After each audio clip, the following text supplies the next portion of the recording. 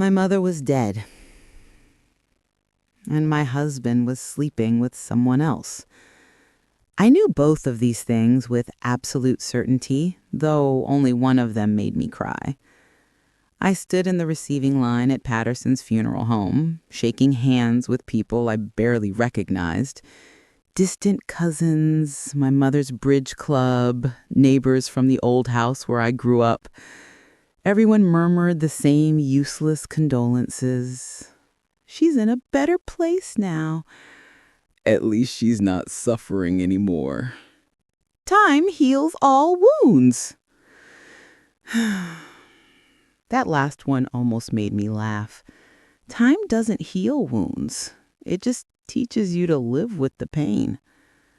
My husband Marcus stood beside me, his hand occasionally touching the small of my back in what probably looked like supportive gestures. To anyone watching, we were the picture of a devoted couple united in grief. They couldn't see what I saw. The way his eyes kept drifting to his phone. The way he disappeared twice already to take important work calls. The way he smelled different, like perfume that wasn't mine. Mrs. Brennan, I'm so sorry for your loss. An elderly woman I didn't recognize squeezed my hand. Your mother was such a light in this world. Thank you, I said, automatically. The words came out like I'd practiced them. Maybe I had. Everything felt rehearsed now, like I was playing a character in someone else's story. Marcus's phone buzzed in his pocket. Again. He didn't even try to hide the way his whole body tensed. Honey, I need to take this, he whispered, already backing away. It's the Peterson account. You know how important... Go, I said. My voice sounded hollow even to my own ears. I watched him walk quickly toward the exit, phone already pressed to his ear. He didn't look back.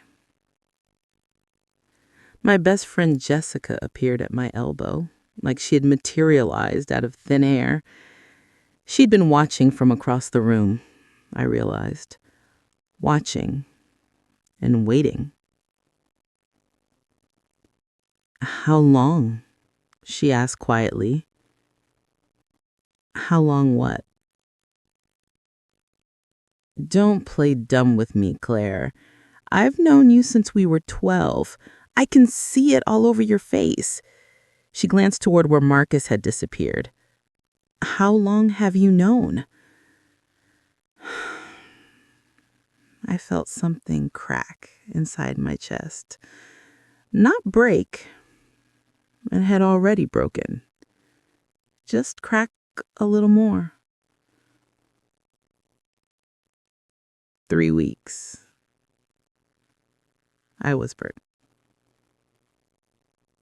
I found a receipt in his jacket pocket. Dinner at Riverside Inn. $240. I thought maybe it was a business dinner, you know. But then I checked our credit card statement. He paid cash. Marcus never pays cash for anything. Jessica's jaw tightened. So you started digging? I started digging. I watched more mourners file past my mother's casket, each one pausing to pay their respects to a woman who deserved so much better than a daughter who couldn't even focus on her funeral. Hotel reservations. Always the same place. That boutique hotel downtown, the Harrington. Charges for flowers that never came home. A jewelry purchase for $800. I've never seen the jewelry. Oh, Claire. Her name is Vanessa Chen. She works in his office. Junior partner. 28 years old. I heard myself listing facts like I was reading a grocery list. She drives a white Audi. Lives in one of those new condos by the river. Takes spin classes on Tuesday and Thursday mornings. Jessica stared at me. You've been following her? I hired someone to follow her. There's a difference. I smoothed down my black dress, surprised to find my hands weren't shaking. I needed to know. I needed to be sure before I did anything. Did anything like what? Before I could answer, Marcus reappeared. His face was flushed, and he was tucking his phone back into his pocket with the careful movements of someone trying to look casual. Everything okay? I asked, knowing it wasn't really a question he expected to answer honestly. Yeah, just work stuff. You know how it is. He slipped his arm around my waist, pulling me close. To anyone watching, it looked affectionate. I could feel the tension in his body, the way he was already thinking about his next excuse to step away. How are you holding up? I'm fine. You don't have to be fine, honey. Your mom just died. It's okay to fall apart.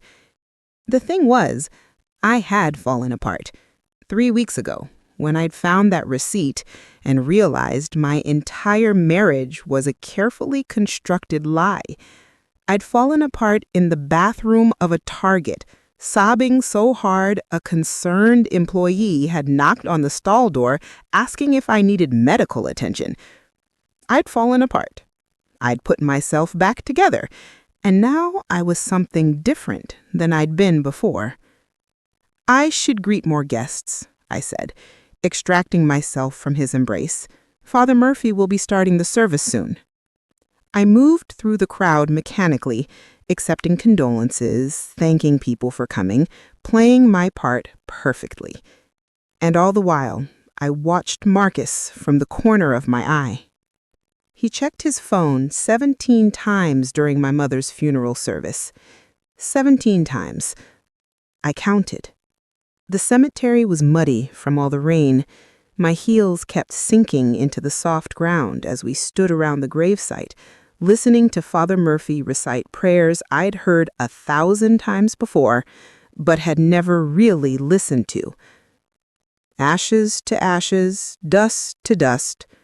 Marcus stood beside me, holding an umbrella over both of us, even though the rain had finally stopped. His other hand gripped his phone in his pocket. I could see the shape of it through the fabric of his suit. Across the grave, I saw her. Vanessa Chen. She was standing near the back of the small crowd, trying to blend in with the other mourners. She wore a tasteful black dress and dark sunglasses, her long black hair pulled back in a neat bun. To anyone else, she probably looked like a concerned colleague who'd come to pay respects. But I knew better. I knew the way Marcus's body had gone rigid the moment he'd spotted her, the way his breathing had changed, become shallow and quick, the way guilt and desire were waging war across his face. Our eyes met across my mother's grave. She didn't know I knew who she was, didn't know I'd been having her followed for 3 weeks, didn't know I'd seen the photographs of her and my husband entering the Harrington Hotel together. Leaving together hours later, her hair messed up, his tie loosened. She offered me a small, sympathetic smile. I smiled back. Father Murphy finished his prayers. People began to disperse, coming up to offer final condolences before heading to their cars. I'll meet you at the car, Marcus said. I should say something to Tom Richardson about the merger. Tom Richardson wasn't even there, but I nodded anyway. Take your time. I watched him walk away, heading in the direction that would conveniently intercept Vanessa's path. They didn't speak directly. They were smarter than that. But they passed close enough for her to slip something into his hand. A folded piece of paper, probably. Or maybe a hotel keycard. Jessica appeared beside me again. She'd seen it too. Claire, what are you going to do? I looked down at my mother's casket, being slowly lowered into the ground. She'd been married to my father for 43 years before cancer took him. They'd fought sometimes, but they'd loved each other. Really loved each other. The kind of love that meant something. I'd thought Marcus and I had that. I'm going to destroy him, I said quietly. But not yet. What do you mean, not yet? I turned to look at my best friend. Jessica had been there for every major moment of my life. My high school graduation, my wedding, the birth of my daughter, my mother's diagnosis, everything. Marcus's father is sick, I said. Stage 4 lung cancer. The doctors are saying he has maybe 8 weeks left. Jessica's eyes widened. Claire, you can't be serious. 8 weeks. Maybe 10 if he's lucky. I started walking toward the parking lot, my heels clicking against the pavement. There will be a funeral, a big one. Robert Brennan has a lot of friends and business associates. The whole family will be there. Oh my God. I'm going to let Marcus think everything is fine. Let him think I don't know. Let him continue his little affair. I reached my car, a sensible Honda sedan that Marcus had always thought was too boring. And then, at his father's funeral, in front of his entire family, I'm going to show everyone exactly who he really is. That's nuclear, Claire. He checked his phone 17 times during my mother's funeral, Jess. 17 times. He brought his mistress to my mother's funeral. I felt something cold and hard settle in my chest. Not quite hatred, more like absolute certainty. He deserves what's coming. Jessica was quiet for a long moment. Then, what do you need me to do? Robert Brennan died on a Tuesday morning exactly 9 weeks after my mother's funeral. I was in the kitchen making coffee when Marcus got the call from his sister Angela. I watched his face crumble, watched him try to hold it together and fail. He'd loved his father, in his way. Loved him despite the old man's gruff exterior and impossible expectations. "Dad's gone," he said when he hung up, and his voice broke on the words. I went to him, wrapped my arms around him, let him cry into my shoulder, and I felt nothing. Not compassion, not satisfaction, just a cold, hollow emptiness where my feelings for this man used to live. "I'm so sorry," I murmured, rubbing his back like I was supposed to. "I know how much he meant to you." He never got to tell him." Marcus pulled away, wiping his eyes roughly. "God, I wasted so much time, working too much, not visiting enough. I kept thinking there'd be more time." Time, that word again. "You need to call Angela back," I said gently. "Start making arrangements." He nodded, already reaching for his phone. Then he paused, looking at me with something that might have been genuine gratitude. "Thank you for being here, for being strong. I don't know what I'd do without you." I smiled. "You'll never have to find out." The lie came so easily now. The next week was a blur of funeral arrangements, family obligations, and Marcus's increasing stress levels. He snapped at our daughter Emma over breakfast. He stayed up late drinking scotch and staring at nothing. He barely slept. And through it all, he kept texting Vanessa. I knew because I'd installed monitoring software on his phone 3 weeks ago. Every text, every call, every photo, it all forwarded to a secure email account he didn't know existed. "I miss you," she'd written the night his father died. "I wish I could be there with you." "Soon," he'd replied. "Just need to get through this week. Then we can talk about everything." Everything. I wondered what everything meant. Leaving me? Asking for a divorce? Running away together like some kind of tragic romance novel? It didn't matter. Whatever he was planning, it would never happen. Jessica came over on Thursday under the guise of bringing a casserole. She found me in my home office, surrounded by printed screenshots and photographs. "Jesus, Claire, this is thorough," I suggested. I was going to say obsessive. She picked up one of the photos, Marcus and Vanessa kissing in the parking garage of his office building. But also, yeah, thorough. I've documented everything, every hotel visit, every charge on credit cards he thinks I don't know about, every lie he's told about working late. I gestured to my laptop. I've also been working on something else. What kind of something else? I turned the laptop so she could see. On the screen was a video editing program showing a timeline filled with photos, video clips, and text overlays. A memorial video, I said, for Robert's funeral. Angela asked me to put something together, celebrating his life, family moments, that kind of thing. She leaned closer, studying the timeline. Claire, this is really good, professional quality. I took that video editing course last year, remember? When I thought I might want to start a side business. I clicked play and we watched as the video began. Soft piano music, photos of Robert as a young man in military uniform, his wedding to Marcus's mother, the birth of his children, family vacations, Christmases, graduations. It's beautiful, Jessica said. Really, it's perfect. His family is going to love... Wait, what comes after this? I clicked forward on the timeline. The soft piano music continued, but the images changed. Marcus and Vanessa entering the Harrington Hotel. Marcus and Vanessa having dinner at an expensive restaurant. Marcus and Vanessa kissing in his car. Text overlay. But some family members didn't honor the values Robert held dear. More photos, more evidence, timestamps, location data, everything. Jessica's hand flew to her mouth. Oh my God! You're going to show this at the funeral? Not just show it, play it on the big screen during the reception, when everyone's gathered together, when they're all talking about family and legacy and what Robert meant to them. That's when they'll see exactly what kind of man his son really is. That's nuclear, Claire. He checked his phone 17 times during my mother's funeral, Jess. 17 times. He brought his mistress to my mother's funeral. I felt something cold and hard settle in my chest. Not quite hatred, more like absolute certainty. He deserves what's coming. Jessica was quiet for a long moment. Then, what do you need me to do?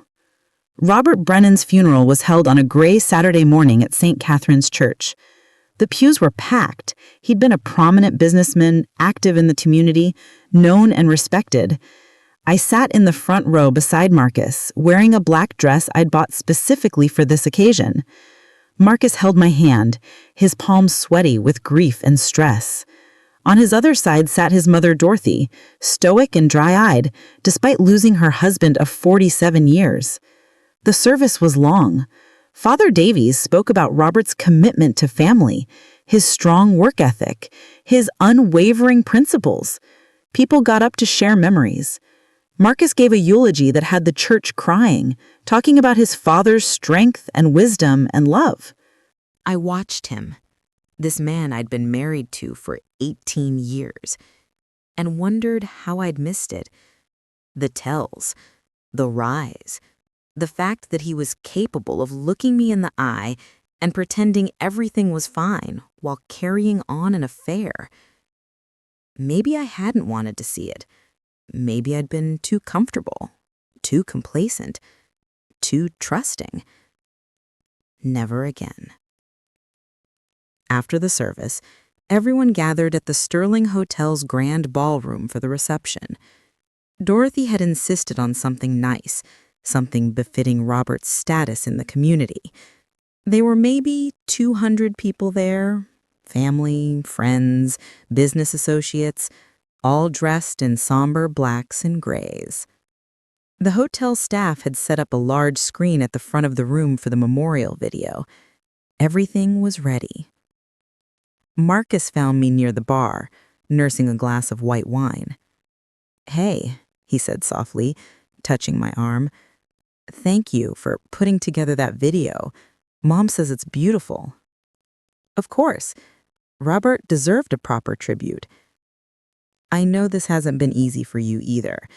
Losing your mom, then dealing with all this."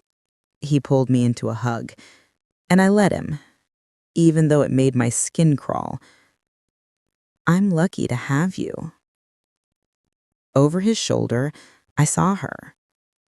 Vanessa Chen had slipped into the reception, probably telling security she was a colleague from Marcus's firm. She wore a conservative navy dress and minimal makeup, trying to blend in. She stood near the back, scanning the crowd until her eyes found Marcus. Their gazes locked. Just for a second. Just long enough for me to see the longing, the shared secret, the promise of later.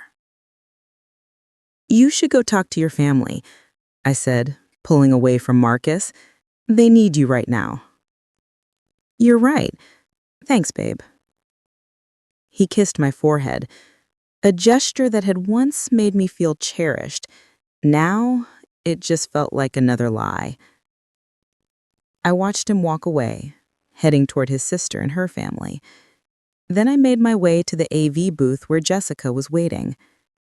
"Everything set?" I asked quietly. She nodded, her face pale but determined. "The video's loaded. Remote control is here." She held up a small device. "Claire, last chance. Are you absolutely sure about this?" I looked out at the crowd. Robert's friends sharing stories. His grandchildren running between tables. His widow accepting condolences with quiet dignity. And Marcus, chatting with his uncle, looking every inch the devoted son and loving husband. I'm sure. 20 minutes later, Dorothy Brennan stood and gently tapped her glass with a spoon. The room gradually quieted, conversations trailing off as everyone turned their attention to the widow. "Thank you all for being here," Dorothy said, her voice strong despite the grief etched on her face. "Robert would have been so moved to see how many lives he touched. Before we continue with the meal, my daughter-in-law Claire has put together a video celebrating Robert's life. I think it's a perfect way to honor his memory." She gestured to me, and I stood, feeling 200 pairs of eyes follow my movement. "Thank you, Dorothy.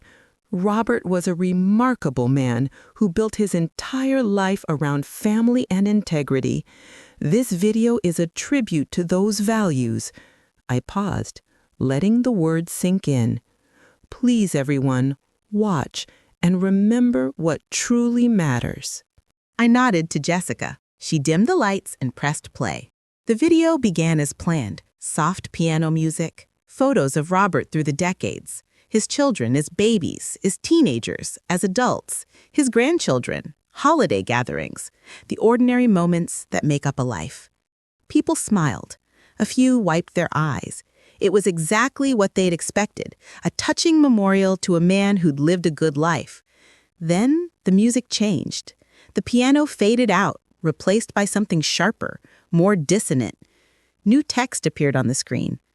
Robert Brennan believed in loyalty, honesty, and the sanctity of marriage. More photos. Robert with Dorothy on their wedding day, their 25th anniversary, their 40th. He taught these values to his children. Photos of young Marcus with his father, learning to fish, graduating college. His own wedding day, standing at the altar looking at me like I was his entire world. I saw Marcus shift uncomfortably in his seat. He'd noticed the change in tone, but hadn't yet realized what was coming. But some family members didn't honor those values. The first photo appeared. Marcus and Vanessa in the parking garage, his hand on her waist. The room went absolutely silent. "What the hell?" Marcus stood up, his chair scraping loudly against the floor. But the video continued. More photos, time-stamped, location tagged, undeniable. Marcus entering the Harrington Hotel at 2:37 p.m. on a Tuesday. Vanessa entering the same hotel at 2:43 p.m. Both leaving together at 6:15 p.m., her hair disheveled, his tie missing. For 6 months, while his father was dying, Marcus Brennan carried on an affair with Vanessa Chen, a junior partner at his law firm. Dinner receipts, jewelry purchases, hotel charges, all on the screen for everyone to see. He lied to his wife. Screenshots of text messages, Can't wait to see you tonight. Tell Claire you're working late. He lied to his family. More texts. Just left the hospital. Dad's getting worse. But I'll make time for us, I promise. He even brought his mistress to his wife's mother's funeral. And there it was, the photo I'd been saving. Vanessa at my mother's funeral, standing at the back. Marcus approaching her, something being passed between them. Timestamp, the exact moment Father Murphy had been saying the final prayers over my mother's casket. Dorothy Brennan made a sound like she'd been punched in the stomach. Angela, Marcus's sister, gasped audibly. And Marcus? Marcus just stood there, frozen, watching his entire life implode on a screen in front of 200 people. The video wasn't finished. Robert Brennan spent 47 years building a family based on trust and respect. His son spent 6 months destroying that legacy. One final photo. Robert in his hospital bed during his last week, Marcus sitting beside him, phone in hand. While his father was dying, Marcus sent 347 text messages to his mistress. The number appeared on screen, stark and damning. Some values are worth protecting. Some betrayals are unforgivable. The video ended. The screen went black. For maybe 5 seconds, nobody moved, nobody breathed. Then all hell broke loose. Dorothy was the first to speak, her voice cutting through the shocked silence like a knife. Get out. Marcus spun to face his mother. Mom, I can explain. Get out. She was on her feet now, shaking with rage or grief or both. How dare you? How dare you do this to Claire, to this family, while your father was dying? It's not what it looks like, Marcus said. The words pathetic and desperate. The video. It's taken out of context. Claire's just upset because you've been cheating on her for 6 months? Angela cut in, her voice cold with fury. Because you brought your mistress to her mother's funeral. Which part needs context, Marcus? I stood calmly, watching my husband unravel. This was what I'd wanted, what I'd planned for, but seeing it actually happen felt surreal. Like watching a movie I'd written but couldn't quite believe was real. Marcus's uncle Frank, a retired judge who'd always intimidated everyone, stood up from his table. That woman, he said, pointing toward the back of the room. Is she here? All heads turned. Vanessa Chen was still there, trapped near the exit, her face white with shock. I'm sorry, she stammered. I didn't know. He said he was separated, that the marriage was over, that... Liar, I said, my voice carrying clearly across the silent room. I have 6 months of text messages proving you knew exactly what you were doing. Knew he was married, knew he was lying to me. You even joked about it. I pulled out my phone and read directly from the screenshots I'd saved. Does your wife know you're this good in bed? LOL. Such a shame she's so clueless. Vanessa's face went from white to red. She turned and ran from the ballroom, heels clicking frantically against the marble floor. Marcus made a move like he might follow her, but his brother James grabbed his arm. Don't even think about it, James said, his voice low and dangerous. You've embarrassed this family enough for one day. This is insane, Marcus said, looking around wildly for support he wasn't going to find. Claire ambushed me at my father's funeral. That video was supposed to be a tribute to Dad, and she turned it into some kind of vindictive. Vindictive. I stepped closer to him, and he actually backed away. You want to talk about vindictive, Marcus? Let's talk about the jewelry you bought your mistress with money from our joint account. Let's talk about the hotel rooms you charged to a credit card I didn't know you had. Let's talk about how you told me you were visiting your dying father when you were actually screwing someone else. At least I didn't humiliate you in front of 200 people. No, you just humiliated me privately. For 6 months, every time you kissed me, every time you lied about working late, every time you checked your phone during dinner with our daughter. I felt tears starting but refused to let them fall. Not here. Not now. You humiliated me at my own mother's funeral, Marcus. You brought your mistress and you kept texting her while we buried my mom. So yes, I returned the favor at your father's funeral. Seems fair. Dorothy walked towards me slowly. For a moment, I thought she might be angry. After all, I'd just ruined what was supposed to be a dignified memorial for her husband. Instead, she pulled me into a tight hug. "I'm so sorry," she whispered. "I'm so sorry my son did this to you. Robert would have been devastated. He loved you like a daughter." That's when I finally started to cry. Not for Marcus, not for our marriage, but for Robert, who'd been a good father-in-law and a decent man, and who deserved better than to have his son's affair exposed at his funeral. "I'm sorry," I said into Dorothy's shoulder. "I'm sorry I did it this way. I couldn't let him get away with it." "Don't apologize." Dorothy pulled back, holding me at arm's length. Her eyes were hard as steel when she looked past me at Marcus. "This reception is over. Thank you all for coming to honor Robert's memory. I think it's clear that some people need to have private family conversations." People began filing out, whispering amongst themselves. I caught fragments as they passed. "Can't believe he would do... Poor Claire, how humiliating. And with his father dying. Always seemed like such a nice couple." Within 10 minutes, the ballroom had cleared except for immediate family. Dorothy, Angela, and her husband, James and his wife, Marcus's younger sister Sophia, and me. And Marcus, standing in the middle of the room like a defendant awaiting sentencing. "I want to know everything," Dorothy said, her voice deadly calm. "How long? How serious? And don't even think about lying to me, Marcus. We've all seen the evidence." The next 2 hours were brutal. Marcus tried to minimize it at first. "It was just a fling. It didn't mean anything. I was stressed about Dad being sick and I made a mistake." 347 text messages, hotel rooms once or twice a week, for 6 months, $800 in jewelry.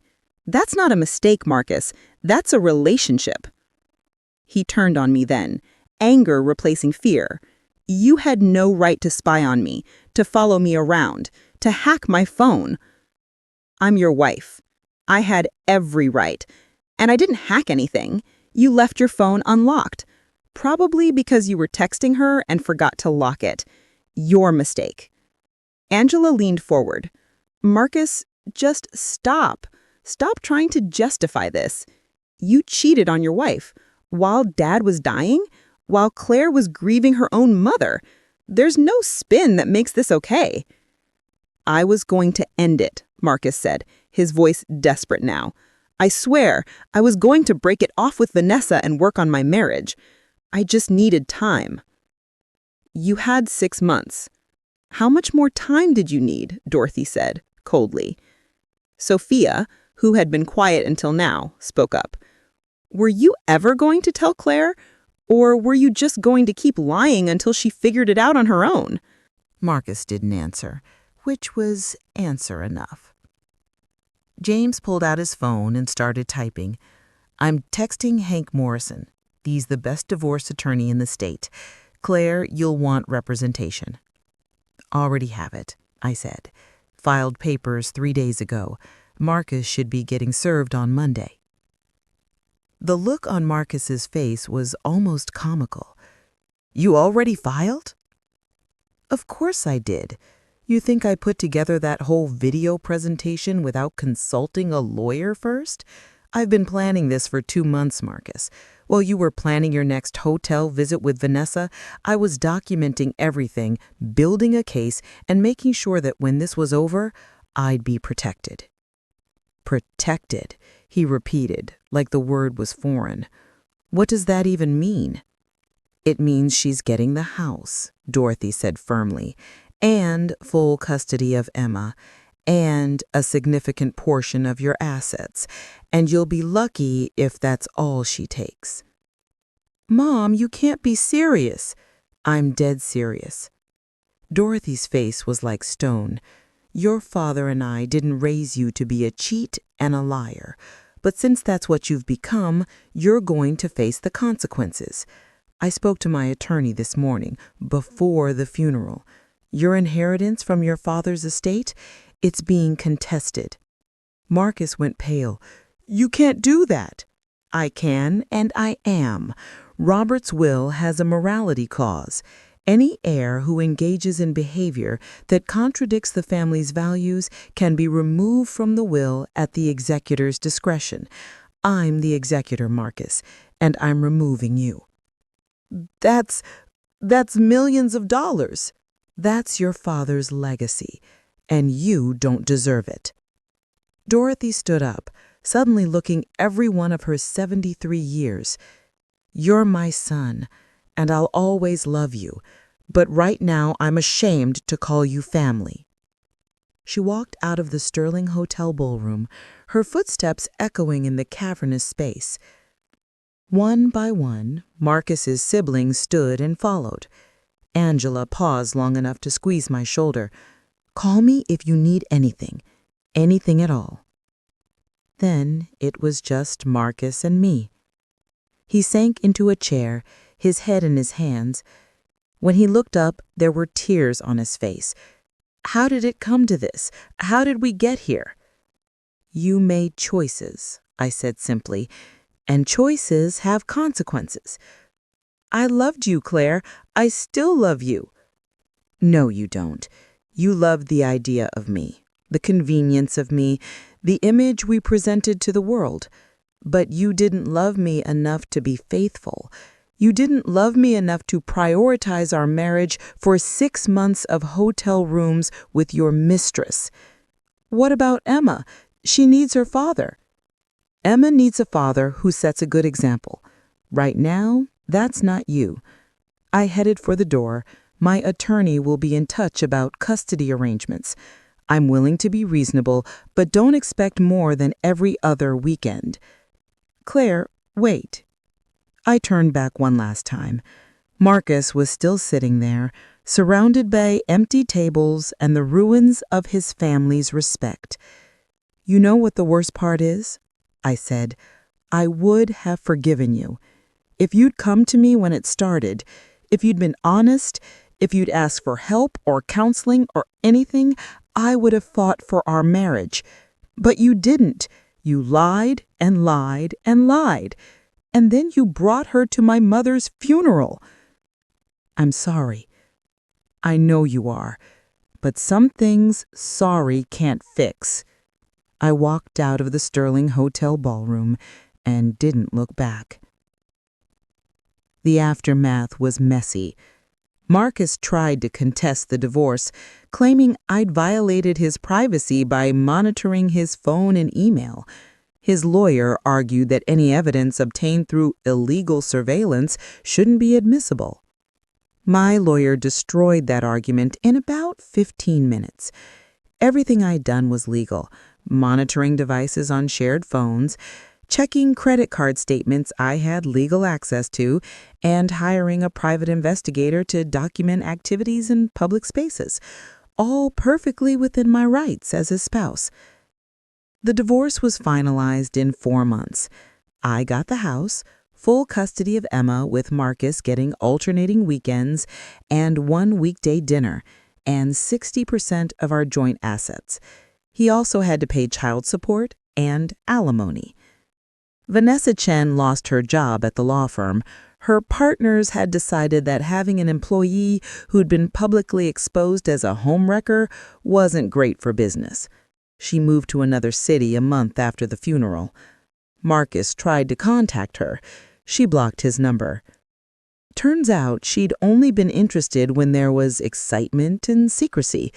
Once it was just Marcus, divorced, partially disinherited, and publicly humiliated, she wanted nothing to do with him. He moved into a small apartment downtown. Somewhere cheap because between the divorce settlement and his mother cutting off his inheritance, his finances were tight. Emma, who was 16 and old enough to understand what had happened, chose to stay with me full-time. She told the judge she didn't want overnight visits with her father. "He broke our family," she said simply. "I'm not ready to pretend everything is okay." Marcus was devastated, but he'd made his choices. 6 months after Robert's funeral, I ran into Dorothy at the grocery store. "Claire!" She pulled me into a hug. "I've been meaning to call you. How are you holding up?" "I'm okay. Better than okay, actually." And it was true. The house felt peaceful now. Quieter, yes, but in a good way. "How are you?" "Getting by. Some days are harder than others." She paused, studying my face. "I need to tell you something. About the funeral. Dorothy, I'm sorry about how I... Don't apologize." She cut me off firmly. "I'm glad you did it." I stared at her. "What?" "I'm glad you exposed Marcus the way you did. I've thought about it a lot these past months, and I realized something. If you'd come to me privately, if you'd told me about the affair, I probably would have tried to convince you to work it out, to forgive him, to keep the family together." She shook her head. "But what you did, showing everyone the truth in such a public way, it made it impossible for anyone to excuse or minimize his behavior, including Marcus himself." We moved to the coffee shop section of the grocery store and sat down. Dorothy ordered us both lattes. "Robert knew," she said quietly. "What?" "About the affair. He knew." Dorothy wrapped her hands around her cup like she was trying to draw warmth from it. 2 weeks before he died, he told me. Said he'd seen text messages on Marcus's phone when Marcus fell asleep in the hospital chair one night. He was devastated. I felt my throat tighten. "Dorothy, I'm so sorry." "Don't be. Robert made me promise not to tell you until after he was gone. He said..." She paused, tears welling in her eyes. "He said you deserved better than his son, that you'd been a better daughter to him than Marcus had been a son, and he changed his will the next day." The morality clause wasn't already there. Robert added it specifically because of what Marcus had done. He wanted to make sure Marcus faced real consequences. Dorothy wiped her eyes. "When I contested the inheritance, I was just fulfilling Robert's final wishes. He would have wanted you to know that." We sat in silence for a moment, both lost in thought. "I miss him," I said finally. "Robert was a good man." "He was, and he loved you." Dorothy reached across the table and squeezed my hand. "I love you too, Claire. You're still my daughter-in-law, divorce or not. That doesn't change." "Thank you. That means more than you know." After we parted ways, I sat in my car for a while, thinking about everything that had happened, about my mother's funeral, where I'd realized my marriage was a lie, about Robert's funeral, where I'd burned that lie to the ground, about the cost of revenge and whether it had been worth it. The answer, I decided, was yes. Not because I enjoyed hurting Marcus, but because some betrayals can't be forgiven, some wounds don't heal, and sometimes the only way to move forward is to destroy the bridge behind you. 1 year later, I was in my garden when Jessica showed up unannounced on a Saturday afternoon. She found me pruning roses, dirt under my fingernails, sun on my face. "You look happy," she said, genuine surprise in her voice. "I am happy." I stood up, wiping my hands on my jeans. "Come on, I'll make us some iced tea." We settled on my back porch, the same porch where Marcus and I used to have coffee on Sunday mornings. But that felt like another lifetime now. "So," Jessica said, drawing out the word, "I heard something interesting." "What's that?" "Marcus got engaged." I waited for the stab of pain, the jealousy, the anger. Nothing came, just mild curiosity. "Really? To who?" "Some woman he met at his divorced dad's support group. Her name's Linda or Lauren or something. She has 3 kids from her first marriage." Good for him. Jessica studied my face. You really mean that? I do. I hope he's learned something. I hope he's better for her than he was for me. I sipped my tea. But that's not my problem anymore. You've really moved on. I have. And it was true. The rage that had fueled me through the divorce, through the confrontation, through all of it, it was gone now. Burned away, leaving something cleaner behind. So, Jessica grinned, when are you going to tell me about the guy from your book club? I felt my face heat up. How do you know about that? Emma told me, said her mom's been acting weird and giggly around some man named David who apparently looks like a younger George Clooney. Emma has a big mouth. Is it serious? I thought about David. Kind, funny David who'd asked me out 3 times before I'd finally said yes, who'd taken it slow when I explained I was still healing from my divorce, who'd met Emma last month and spent 2 hours talking to her about her college plans, genuinely interested in what she had to say. It might be, I admitted. We're taking it slow, but yeah, it might be serious. I'm happy for you, Claire. You deserve this. I deserve peace, I corrected, whatever form that takes. My phone buzzed with a text. It was from Marcus. Can I call you? Need to talk about Emma's graduation plans. It's Marcus, I told Jessica, about Emma's graduation. Are you two okay now? Civil? We're getting there.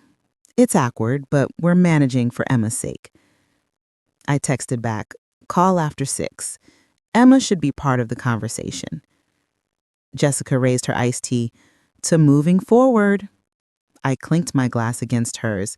To burning bridges and building new ones. Emma's high school graduation, 3 months later. The auditorium was packed with families celebrating their graduating seniors.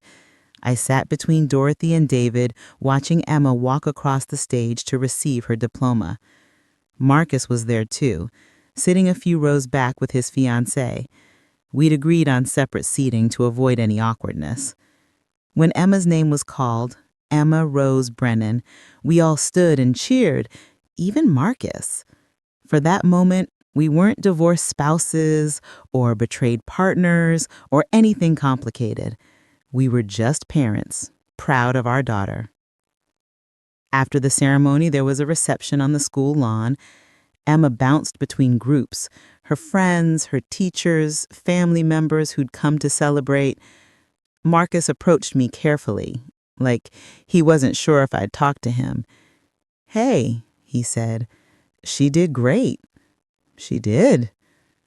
Listen, I wanted to thank you for being so reasonable about the graduation party. I know you could have made it difficult for me to be involved.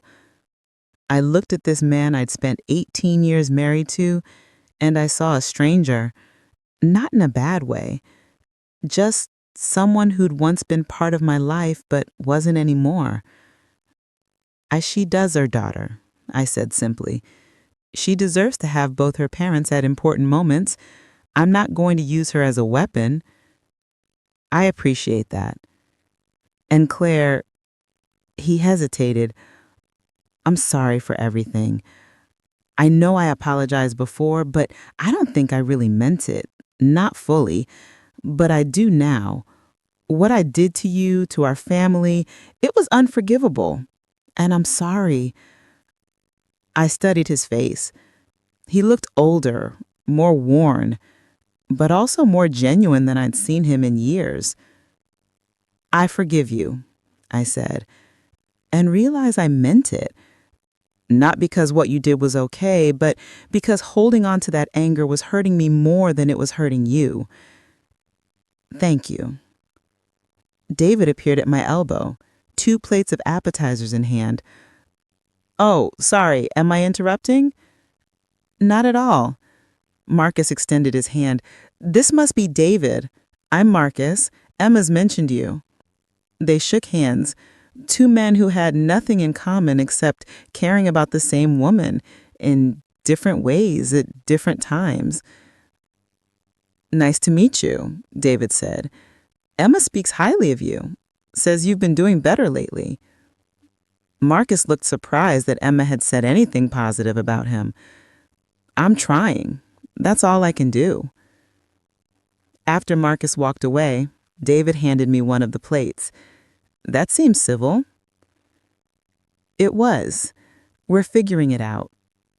I watched Emma laughing with her friends, so young and full of potential, for her sake.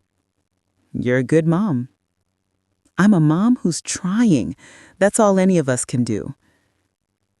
Dorothy joined me, linking her arm through mine. Your daughter is magnificent, Claire. You should be proud. I am. Robert would have been proud too. Of Emma, yes, but also of you. For having the courage to stand up for yourself, for not letting Marcus's mistakes define you. I thought back to that day in the funeral home, watching my husband check his phone during my mother's funeral. The moment I decided that enough was enough. You know what I've learned? I said to both of them. Revenge doesn't fix anything. It doesn't make the hurt go away or restore what was lost. But standing up for yourself, that does something. It tells you that you matter, that your dignity matters, that you deserve better. Wise words, David said, pressing a kiss to my temple. Emma ran over, diploma in hand, grinning from ear to ear. Mom, they're doing a group photo with all the graduates. Come take pictures. I handed David my plate and let my daughter pull me toward her friends. Behind me, I could hear Dorothy laughing at something David said. Somewhere across the lawn, Marcus was talking to his fiancée. And I was here, in the middle of my daughter's celebration, surrounded by people who loved and respected me. The funeral, both funerals, felt like they'd happened a lifetime ago. To a different version of me.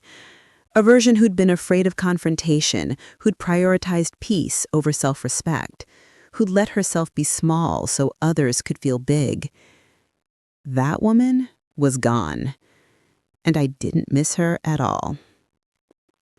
2 years after Robert's funeral. The phone call came on a Tuesday morning. I was in my home office, working on a freelance marketing project when my phone rang. Is this Claire Brennan? Yes, who's calling? This is Sarah Mitchell from Channel 7 News. We're doing a segment on women who've confronted infidelity in unconventional ways, and your story came to our attention. Would you be interested in an interview? I leaned back in my chair, surprised. How did you hear about my story? It's been shared on several online forums for divorced women. Apparently, the video you showed at your father-in-law's funeral has become something of a legend in those communities. A legend. My moment of rage and revenge had become a legend. I appreciate the interest, but I'm not looking for publicity. I understand, but Miss Brennan, women are reaching out to us saying your story gave them courage. Courage to leave abusive relationships, to stand up for themselves, to stop accepting disrespect. We think there's value in sharing your experience. I thought about that, about the women who'd messaged me on Facebook after friends of friends had shared what happened. Women who'd said they'd been inspired to confront their own cheating partners, to demand better, to stop being doormats. If I do this, I said slowly, I want to be clear about something. This isn't about revenge. It's about self-respect. Absolutely. That's exactly the angle we want to explore. The interview aired 3 weeks later. I sat in my living room with David, Dorothy, and Emma, watching myself on television talking about the affair, the funeral, the aftermath. I don't condone what I did, TV Claire said. Showing that video at his father's funeral was cruel. It hurt people who didn't deserve to be hurt. But I needed everyone to see the truth. I needed witnesses to what he'd done so he couldn't rewrite history later, couldn't make me the villain. The interviewer leaned forward. Do you have any regrets? I regret that it came to that. I regret that he pushed me to a point where public humiliation seemed like my only option. TV Claire paused. But I don't regret standing up for myself. I don't regret refusing to be complicit in my own betrayal. After it ended, Emma turned to me. Mom, that was really powerful. You think so? Yeah. I mean, what Dad did was awful. But what you did, you didn't just let him get away with it. You made sure there were consequences. Dorothy nodded. Robert would have approved. He always said actions should have consequences. My phone started buzzing with texts and calls. Friends who'd seen the interview, old colleagues, women I hadn't spoken to in years. And one text that made me pause. From Marcus. I saw the interview. You were fair to me, considering. Thank you for not making me into a complete monster. I hope you're happy. You deserve to be. I showed the text to David. Are you going to respond? I think so. I typed back, I hope you're happy too. We both deserve peace. His reply came quickly. We do. Take care of yourself, Claire. I set my phone down and curled into David's side. Around me were the people who mattered. My daughter, my former mother-in-law who'd chosen me over her son, and the man who'd taught me that not all love comes with lies attached. You know what's funny? I said. If you'd told me 3 years ago that I'd expose my husband's affair at his father's funeral, I would have said you were crazy, that I could never do something so vindictive. What changed? Emma asked. I did. I stopped believing that keeping the peace was more important than keeping my dignity. I looked at my daughter, hoping she'd remember this lesson when she was older. Sometimes the kindest thing you can do for yourself is to stop being kind to people who don't deserve it. Dorothy raised her wine glass. To dignity over peace. We all clinked our glasses together.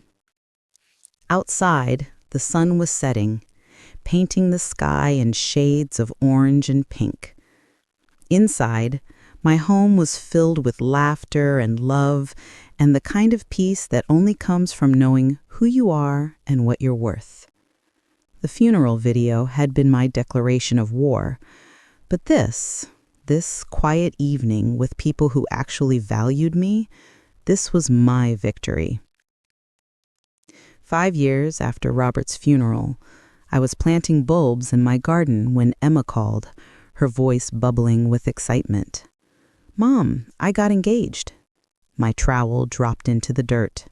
What? To Ben? Oh, honey, congratulations. I wanted to tell you first. Well, you and David. Is he there? I'm here, David called from the porch where he'd been reading. Congratulations, Emma. Ben's a good man. We talked for another 20 minutes about wedding plans, venues, timelines. Emma wanted a small ceremony, intimate and meaningful. And Mom, I want you to know I'm not inviting Dad. I paused. Emma, he's your father.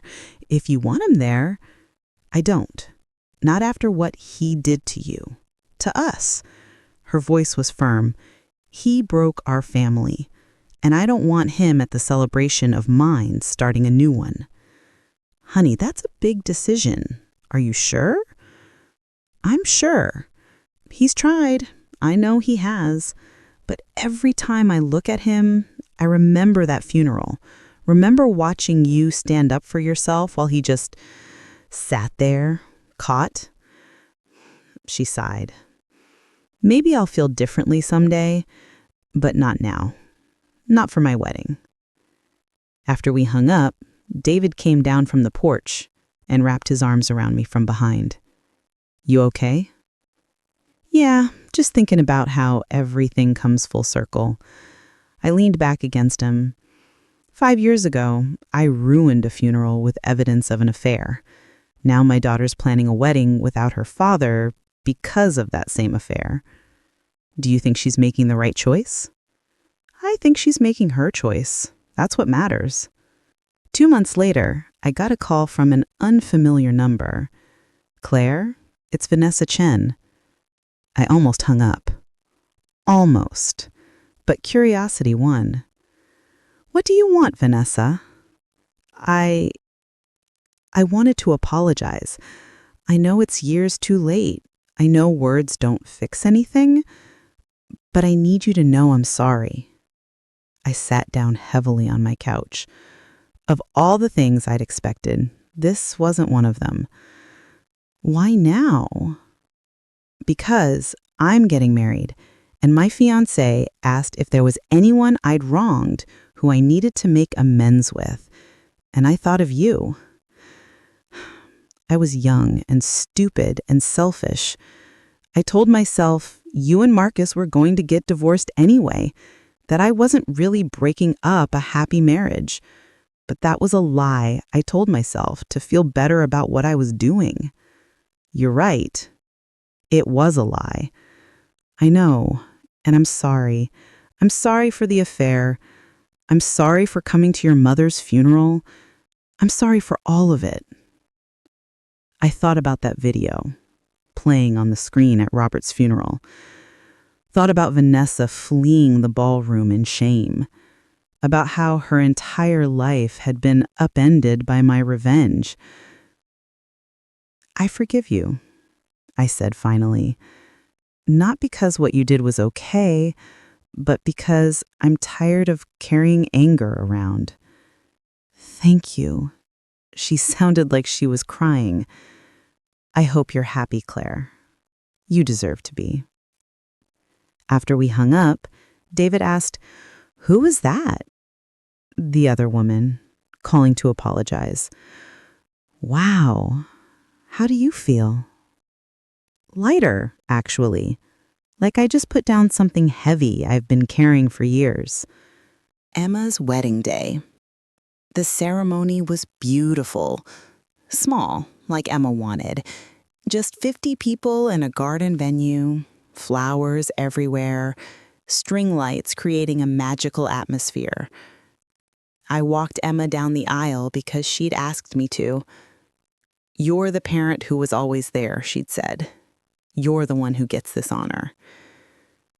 Marcus wasn't there, but Dorothy was, sitting in the front row, dabbing at her eyes with a handkerchief. After the ceremony, during the reception, Dorothy pulled me aside. "Robert would have loved this," she said, looking around at the celebration. "Would have loved seeing Emma so happy. I wish he could have been here. In a way, he is. Emma has his strength, his integrity." Dorothy smiled. "She got those from you too, Claire. You taught her that self-respect matters, that some lines can't be crossed without consequences. I just taught her to stand up for herself. That's everything." Later, Emma found me during the dancing. "Mom, I need to tell you something." "What's wrong?" "Nothing's wrong. I wanted you to know that what you did at Grandpa Robert's funeral, I understand it now. When I was younger, I thought it was harsh, cruel even. But now I understand that you were protecting yourself. You were showing everyone, including me, that we don't have to accept betrayal quietly." I felt tears prick my eyes. "Thank you for understanding. Thank you for teaching me." She hugged me tight. "I'm proud to be your daughter." As I watched her dance with her new husband, I thought about the journey that had led here. From that awful day at my mother's funeral, watching Marcus text his mistress, to the moment I'd decided to fight back, to the explosive confrontation at Robert's funeral, to all the hard days of divorce and rebuilding, it had been worth it. Not because revenge had made me happy, but because standing up for myself had given me back my self-respect, and that had made everything else possible. David appeared at my side, offering me his hand. Dance with me? Always. As we swayed to the music, surrounded by people celebrating love and commitment and new beginnings, I felt something I hadn't felt in years. Complete peace. The funeral exposé destroyed my marriage, but it also freed me. And sometimes, destruction is just another word for liberation. Epilogue. 10 years later, I was giving a talk at a women's conference when someone asked the question I'd been expecting. Do you have any regrets about the way you handled your husband's affair? I looked out at the audience. 200 women, all dealing with their own struggles, their own betrayals, their own moments of choice. I said yes and no, honestly. I regret that I hurt people who didn't deserve it. Robert's memory deserved better than to have his funeral turn into that kind of spectacle. Marcus's family deserved to grieve without that drama. I paused, gathering my thoughts. But I don't regret standing up for myself. I don't regret refusing to be complicit in my own betrayal. And I don't regret making sure there were witnesses to what he'd done so he couldn't rewrite history later. A woman in the third row raised her hand. But couldn't you have handled it privately? Through lawyers? I could have, and for some people that's the right choice. But for me, I needed people to see. I needed my daughter to see that I wouldn't accept disrespect. I needed his family to see who he really was. I needed the community that had watched us build our marriage to see how he'd destroyed it. Another woman spoke up. Some people say what you did was cruel. It was cruel. But so was carrying on an affair while his father was dying. So was bringing his mistress to my mother's funeral. So was 6 months of lies and gaslighting and making me feel crazy for questioning him. I leaned forward. Sometimes matching cruelty with exposure isn't revenge. It's justice.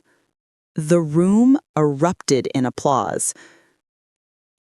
After the talk, women lined up to share their own stories, their own moments of betrayal and choice, their own decisions about when to stay and when to walk away. One woman, probably in her 60s, squeezed my hand. "Thank you," she whispered. "I've been accepting my husband's affairs for 30 years because I was afraid of being alone, but after hearing you speak, I'm filing for divorce tomorrow." "Are you sure?" I asked gently. "That's a big decision." "I'm sure because you're right. Dignity matters more than peace. And I've had enough peace. It's time for some dignity." That night, I called Emma. "How was the conference?" "Good. Emotional, but good." I settled into my hotel room bed. "How are the kids?" "Loud, destructive, perfect," she laughed. "Ben's giving them baths now. I'm hiding in the bedroom." "Smart woman." "Mom, I wanted to tell you something. You know how Dad's been trying to rebuild a relationship with me?" My stomach tensed. "Yeah?" "I've decided to let him. Not because I've forgotten what he did, but because I've forgiven it. And I want my kids to know their grandfather." I felt a complex mix of emotions. Relief that Emma was moving forward, concern that Marcus might hurt her again, pride that she was making her own choices. "How do you feel about that?" I asked carefully. "At peace. He's different now, Mom. Genuinely different. therapy, medication for depression, the whole thing. He's worked on himself. She paused. I'm not saying what he did was okay, but I am saying people can change. Sometimes. I'm glad you found peace with it. What about you? Have you found peace? I thought about that. About David, whom I'd married 2 years ago. About my thriving marketing business. About the talks I gave to women's groups, sharing my story and hopefully helping others find their own strength. Yeah, I have. Finally. After we hung up, I opened my laptop and looked at the file I'd kept all these years.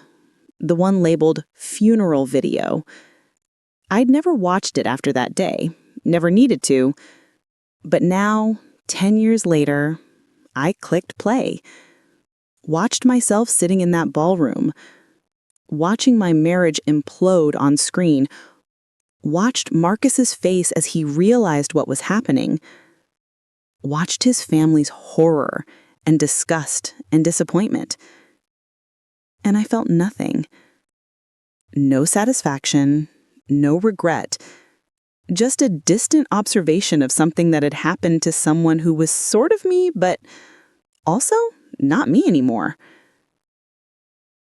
That woman, the one who'd planned such elaborate revenge, she was in pain, desperate, trapped by her need to make everyone see the truth. This woman, the one that I was now, she didn't need everyone to see anything. She knew her own truth, and that was enough.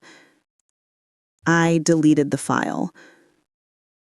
Not because I was ashamed of what I'd done, but because I didn't need to carry it anymore.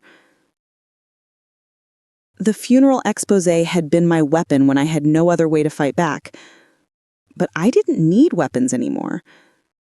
I had peace. I had dignity. I had a life I'd built from the ashes of betrayal. And that, I realized, was the best revenge of all. Not the expose itself, but what came after. The life I'd created without him.